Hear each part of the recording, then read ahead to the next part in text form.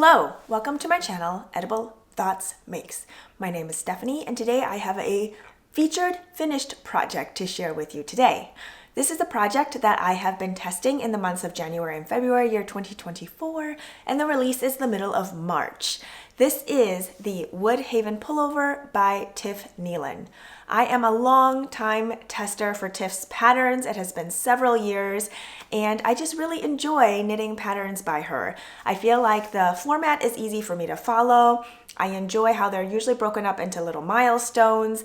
The majority of the patterns, I believe, are top down as far as garments go, and I have a good fit when I knit her patterns. Her patterns generally come in about 10 sizes, and they are customizable, usually in sleeve length or in body length. They're written in a way with a little bit of detail, usually in the form of texture, and sometimes she'll use that in the top section or in the cuffs. There'll be some sort of special detailing, and this pattern is no exception.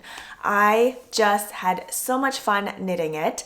You start at the top, and it has like a drop shoulder construction. Front and back sections are worked separately initially, and you have this beautiful garter detailing in this top part.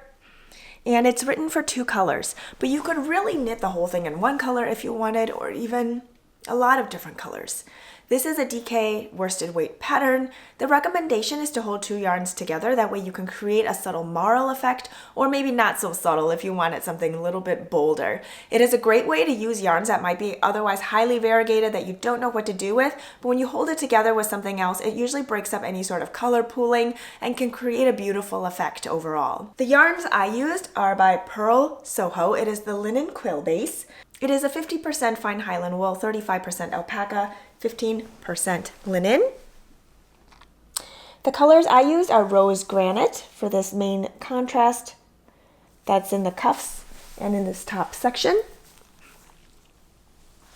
And then the rest of it, I used a combination of butterscotch yellow and baked earth. It is a very subtle marl, and I just love the color that it created. There are some linen bits that stick out of this yarn, so if that's something that would bother you, I would maybe recommend using a different kind of yarn.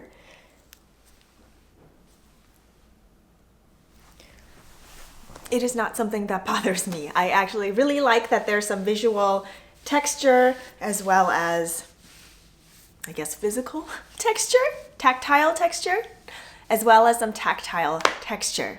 I wanted to pick something that had maybe a more softer contrast between the two, but I could also see this knit up in very graphic, bold color combinations. And at the end, I'm going to share with you some other linen quill colors that I have and just give you maybe some ideas or color inspiration on how you might want to create your own color combination for this Woodhaven pullover.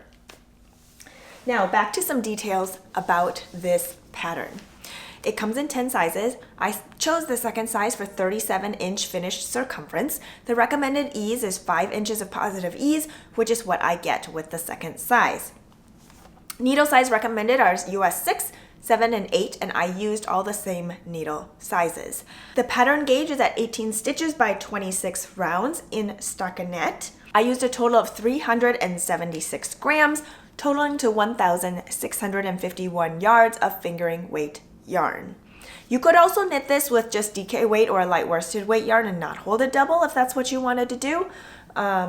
You wouldn't be able to create like a marling effect since you're not holding 2 yarns together. However, you would just be able to use that single strand of yarn and not worry about necessarily like not catching a yarn when you're knitting. As with holding yarns together, you just have to be a little bit more careful that you don't miss one loop of one of the yarns while you are knitting. This pattern comes with options of a cropped body length or a full body length, and with the sleeves you can knit a regular cuff or a longer cuff version. So I knit the shorter cuff version, the regular length. I think it's called regular length, standard, maybe standard cuff length, and then I knit I think it's referred to as a standard body length. So my hip is here, the top of my high-waisted jeans is about the same spot. It provides full coverage, so if I lift my arm, it does not go past the top of my jeans. I could also tuck in that top portion if I wanted to. it looks fine either way. And there's a little bit of detailing of the contrast color in the bind off section of the body hem, which I really like that little bit of detail. Something else to note in the pattern is you do get a schematic of what the measurements are in the different sections of the sweater. I find that so helpful because not every body is cut out to be the same proportions everywhere. And this way you can say, hey, I want maybe this size for this section, but a different size for another section. So the way the sleeves are done is you pick up from a selvage edge, which means if you want a arm circumference here in the bicep area that is larger, you can pick up more stitches. And if you want something that's slightly smaller, you can pick up less stitches. So just follow the different sizes to pick up however much you want in order to get the sleeve circumference that best fits your body. I really love that about this pattern, and that it is all laid out in a clear table and a diagram so that you can pick and choose what parts you want for your body. I haven't knit a lot of drop shoulder or modified drop shoulder construction sweaters. I have to say it's a really enjoyable process. It's really fun to see the pieces kind of come together as you're knitting these different sections. And I love how modifiable it is because they're broken up in different sections. I did learn a new to me bind off. It is a stretchier bind off, and that was pretty cool. I won't give away what it is in the pattern, but it is something I can definitely use in other patterns if it's something that I wanted to try. So I have a box here of the linen quill that I've collected over many years. Some of them have been used already, some of them have not, and I just wanted to pull out some color combinations to share with you. One of them that really jumps out at me right now is this raw sienna. This is one of my favorite colors. It is a golden yellow ochre. Well, raw sienna is really the best way to describe it. That's like the paint tube color. But for those who aren't as familiar with the paint colors, I would say it is like a golden yellow brown. That paired with vintage celadon. Oh, so good. And vintage celadon is more like a, I don't know, a more saturated robin's egg blue. And there's heathering in it that is just so beautiful and gives it great depth of color. So these two I think would be a lovely combination. Maybe this yellow-brown color isn't your thing, but maybe you really like blues. Dark denim plus vintage celadon. So good. Now it's up to you if you want to do the dark color on top or bottom, like which one you want contrast, which one you want main.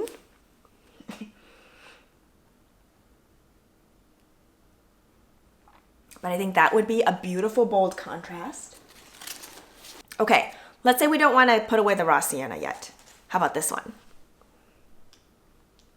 Raw sienna and magnolia bloom. Magnolia bloom is a newer color. It's like a pinky purple, bordering on neon. I really love pairing like a more neon bright color to a more maybe earthy neutral color. I think it can just give a really great pop, an unexpected color combination that is so much fun.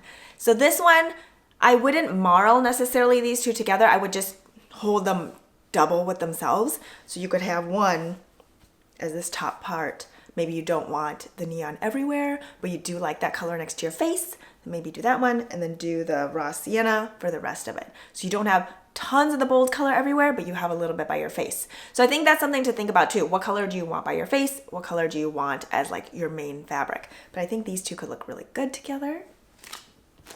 Maybe you're going for something a little less bold. This is wheat flour, which is like a very neutral cream. And that could go with the raw sienna or vintage celadon for those who like the cooler colors.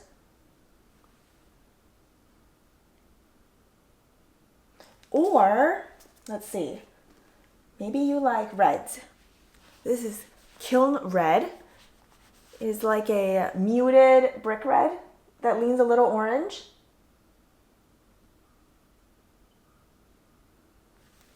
If you like purples, this one is Purple Smoke. That would look nice with the wheat flour. This would be like a cooler combination that's a little more neutral. Or maybe you like browns, fresh nutmeg, Purple Smoke. I think brown and purple look really nice together. If you want to go super bright, Bright Flamingo, which is this like neon coral, Pink Pop, which is a highlighted pink. Now this would look really cool if you want to marl these two as your main fabric or as your contrast. And then the main fabric could be toned down with wheat flour. Or if you want to do all pink, Peony Pink is a pale peachy pink. I think this pale peachy pink, Peony Pink, would be like your anchor, your neutral anchor, while these two could be your pop. So you could do the Peony Pink on top and then marl the neons on the bottom. Or if that's too much neon, marl the neons on the top for your contrast, which would be in the cuffs and then the bind off in the hem, and then do your Peony Pink held together, held together with itself on the main fabric. Back to the neutrals, we have this Rose Granite, which is like a pinky gray, pinky lavendery gray. That could go with the wheat flour.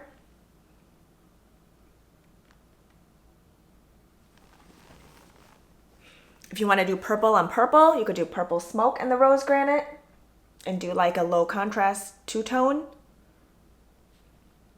I think if you're worried more about color pairings, you can always go with like a two-tone type of thing, like a monochrome-ish situation. Go with colors that are in the same family and then pair those together and see what you think. Like if you do like an aqua and a teal, or you could do like light blue, dark blue, light green, dark green, or do like a neon pop of one of the colors and a more neutral or earthy pop of, not pop, or a more neutral earthy shade of that same color. And that could look really cool. You could also go super graphic and go black and white. I think that would look amazing. If black and white's too bold, you could do black and gray or white and gray. That's another way to do it. That's going towards that more two-tone option. With Linen Quill offering so many different colors, you really have a lot of options to choose from. And even if you decide not to use Linen Quill, you can use a lot of other things too. This just happens to be a yarn that I love and I have a lot of, so that I can share with you all these different color combinations. But yes, feel free to use whatever yarns work best for you.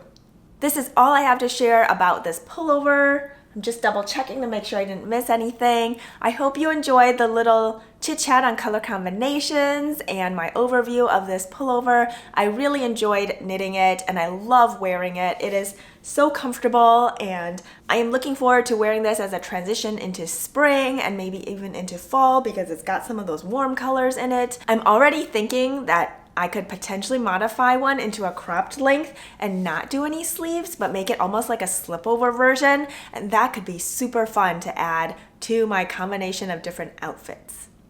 I'm always thinking about what it could potentially be. So I hope you enjoyed this quick little video, and if you do give this pattern a try, I hope you enjoy knitting it as much as I did. Bye.